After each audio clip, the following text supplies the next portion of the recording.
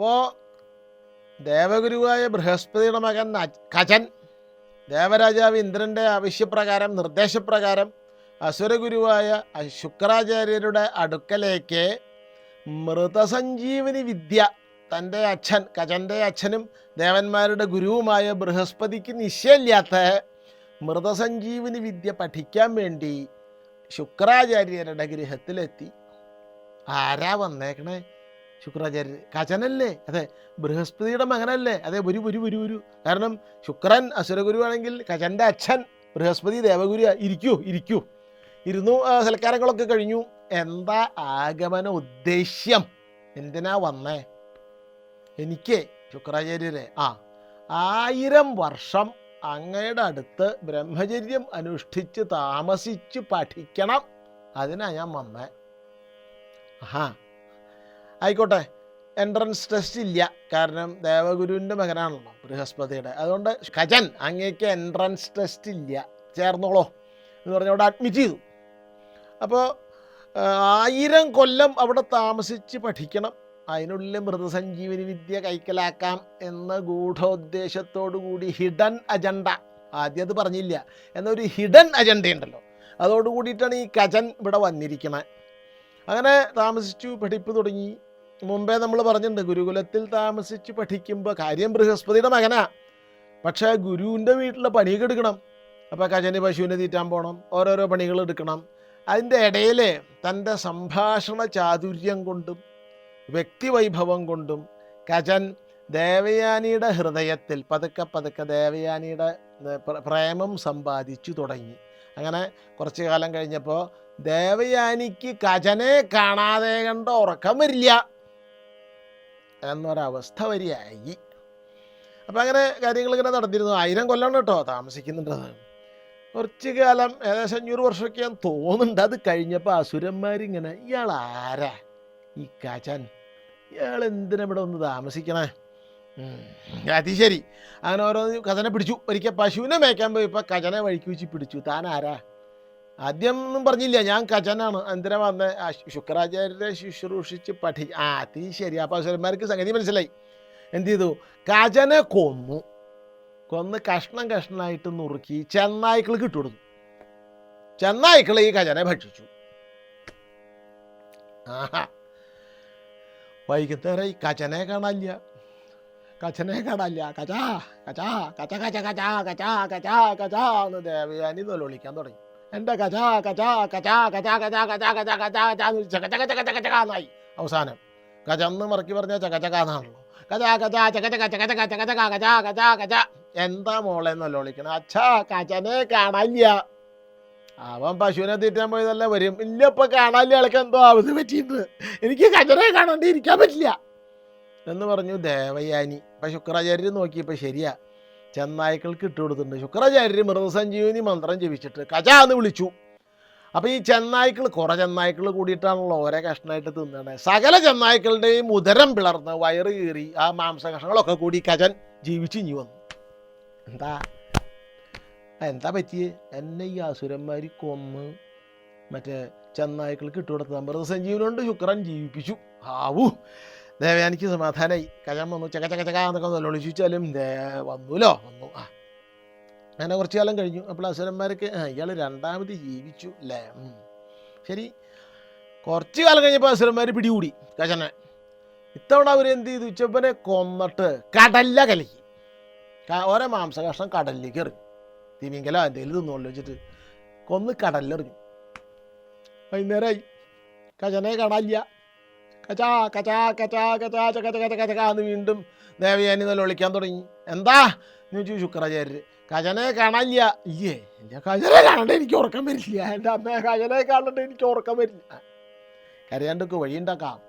ശുക്രാചാര്യർ നോക്കിയപ്പോൾ കടലിലിട്ട് മൃതസഞ്ജീവനി മന്ത്രം ചൊല്ലി കചൻ എന്ന് വിളിച്ചപ്പോൾ കചൻ കടലിൽ നിന്ന് ഇങ്ങോട്ട് വന്നു. രണ്ടാമതും രക്ഷപ്പെടുത്തി. ദേവയാനിയുടെ നിർബന്ധത്തിന് വഴങ്ങിയിട്ടാണ് സ്വന്തം പുത്രി ശുക്രാചാര്യർ ഇത് ചെയ്യണേ. ശരി. അപ്പം അസുരന്മാർ, ഇയാൾ ആദ്യം രക്ഷപ്പെട്ടല്ലോ, ഈ ഗുരുനാഥന് ഇയാളുടെ ഇത്ര വലിയ സ്നേഹമോ ശുക്രാചാര്യർക്ക്, ആട്ടെ വഴിയുണ്ടാക്കാം എന്ന് പറഞ്ഞ് മൂന്നാമത് പിടിച്ചുവനെ. പിടിച്ചിട്ട് കൊന്നിട്ട് എന്ത് ചോദിച്ചപ്പോൾ എൻ്റെ മൃതദേഹം ചുട്ടു. ചുട്ട് കരിച്ചിട്ട് മദ്യത്തിൽ കലക്കി. ശുക്രാചാര്യർ രണ്ടര അടിക്കും, സ്മോൾ അടിക്കും. അങ്ങനെ സ്വഭാവമുണ്ട് ശുക്രാചാര്യർക്ക്. അപ്പോൾ വൈകുന്നേരം സ്മോൾ അടിക്കുമ്പോൾ ഈ കജനെ കലക്കി കൊന്ന് ചുട്ട് കരിച്ച് കലക്കിയ മദ്യം ബീവറേജ് അതെ അയച്ചോളോ. ശുക്രാചാര്യർ ഇത് കഴിച്ചു. അദ്ദേഹം ഇത് അറിഞ്ഞിട്ടില്ല, കഴിച്ചു. അദ്ദേഹം ഉറങ്ങി. കജനെ കാണാനില്ല. എവിടെയാ കജൻ? എൻ്റെ കജൻ എവിടെയാ? കജൻ എവിടെയാ? കജൻ എവിടെയാ എന്ന് പറഞ്ഞ് ദേവയാനി കരഖജ കച ചകചക വീണ്ടും നിലവിളിച്ചു. ശുക്രാചാര്യൻ എന്താ കജനെ കാണാനില്ല? അതെ, ഇനി അവനെ വിളിക്കേണ്ട, അവൻ മരിച്ചു. അവൻ്റെ വിധിയ 2 പ്രാവശ്യം ഞാൻ രക്ഷപ്പെടുത്തി. ചെന്നാക്കളുടെ വയറ്റിൽ നിന്ന് രക്ഷപ്പെടുത്തി, സമുദ്രത്തിൽ നിന്നും രക്ഷപ്പെടുത്തി, കടലിൽ നിന്ന്. അവൻ മരിച്ചു. ഇനി നീ അവനെ പറ്റി അങ്ങനെ പറ്റില്ല. അവനെ അച്ഛൻ ജീവിപ്പിച്ചില്ലെങ്കിൽ ഞാൻ അച്ഛൻ്റെ മുമ്പിൽ ആത്മഹത്യ ചെയ്യും. അയ്യോ, ആത്മഹത്യ ഒരു പ്രതിരോധമാണല്ലോ. അത് നമ്മുടെ കാര്യം നടക്കാനുള്ള ഒരു സാധാരണല്ലോ ആത്മഹത്യ. മകൾ ആത്മഹത്യ എന്ന് പറഞ്ഞാൽ ശുക്രന് സഹിക്കുമോ? ശുക്രൻ തിരിച്ച മന്ത്രം ചൊല്ലി വിളിച്ചു, കജാ കജാ. എവിടുന്ന ശബ്ദം കേൾക്കണേ?